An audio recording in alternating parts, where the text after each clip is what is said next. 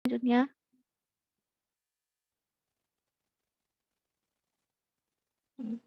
dalam mengkonseling terhadap pasangan suami istri ini terhadap menghadapi konflik keluarga, konseling kepada pasangan suami dan istri itu lebih spesifik dilakukan kepada sepasangan suami istri yang terikat di dalam sebuah pernikahan. Jadi konseling kepada pasangan suami istri sama halnya dengan konseling pernikahan, karena pasangan suami istri sama halnya dengan konseling pernikahan, karena pasangan suami istri terikat dalam suatu pernikahan. Jadi mengkonseling kepada suami istri dalam menghadapi konflik masalah keluarga ini itu harus lebih spesifik lagi dalam terikat di dalam sebuah pernikahan. Jadi pasangan suami istri ini itu juga harus sama mempunyai konseling pasangan pernikahan, karena pasangan suami istri juga harus saling melengkapi dalam tingkat suatu pernikahan. Konseling perkawinan pada awalnya dilaksanakan oleh karena kebutuhan dan permintaan pasangan suami istri. Jadi dalam konseling perkawinan itu pada awalnya itu karena kebutuhan dan permintaan pasangan baik laki-laki ataupun perempuan. Mereka memiliki sejumlah pasangan hubungan dengan perkawinan, mengkonsultasikan masalahnya ke konselor dalam masalah dalam konflik dalam keluarga. Mereka juga butuh konselor dan mereka juga mengkonsultasikan masalahnya juga kepada konselor dan punya sebuah hubungan dalam perkawinan. Konseling perkawinan dan konseling keluarga memiliki perbedaan. Jadi dalam konseling perkawinan itu mereka memiliki pendapatan atau memiliki perbedaan dan mereka memiliki sebuah perbedaan yang berbeda-beda.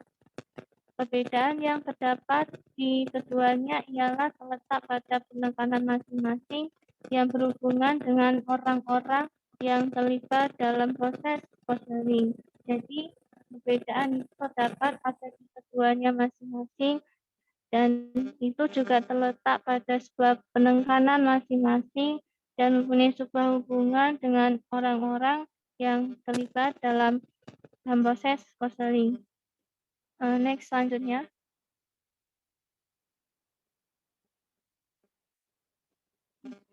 Latifun dalam bukunya Psikologi Konseling mengutip secara terperinci tujuan jangka panjang konseling perkawinan menurut Huff dan Miller adalah sebagai berikut.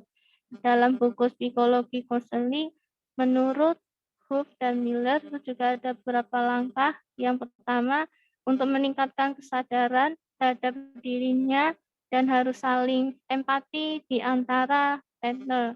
Jadi yang pertama ini itu harus meningkatkan kesadaran terhadap sebuah dirinya, itu harus saling melengkapi atau saling empati di antara sebuah partner. Yang B, meningkatkan kesadaran terhadap kekuatan dan potensinya masing-masing. Jadi yang kedua, kita harus meningkatkan sebuah kesadaran itu harus tentang kekuatan dan memiliki potensinya masing-masing. Yang C, meningkatkan saling membuka diri. Jadi yang ketiga itu harus saling membuka diri dalam mengkonseling tentang pasangan suami dan istri menghadapi sebuah konflik masalah itu harus saling membuka diri. Yang kedua, yang keempat, meningkatkan hubungan yang lebih intim. Jadi yang poin yang keempat ini harus mempunyai sebuah hubungan lebih intim lagi.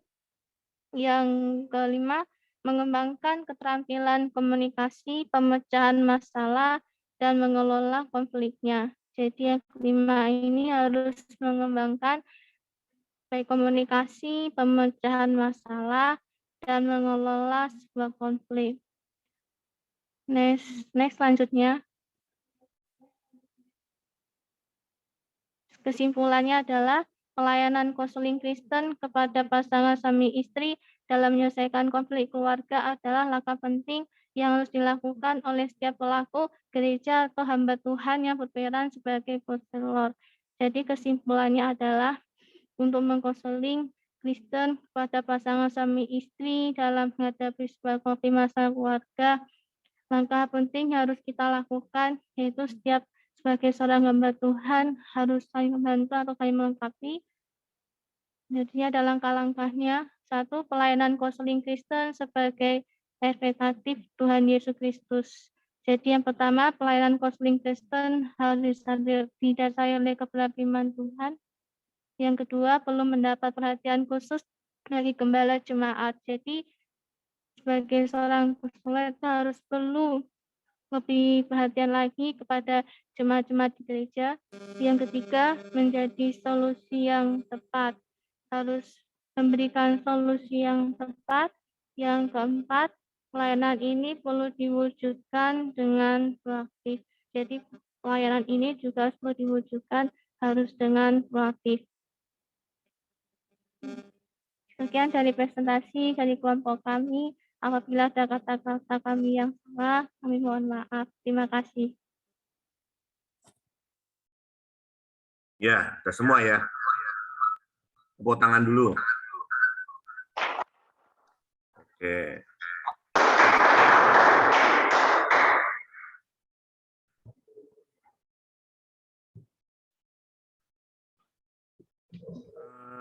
Sudah semua ya, 5 kelompok sudah selesai.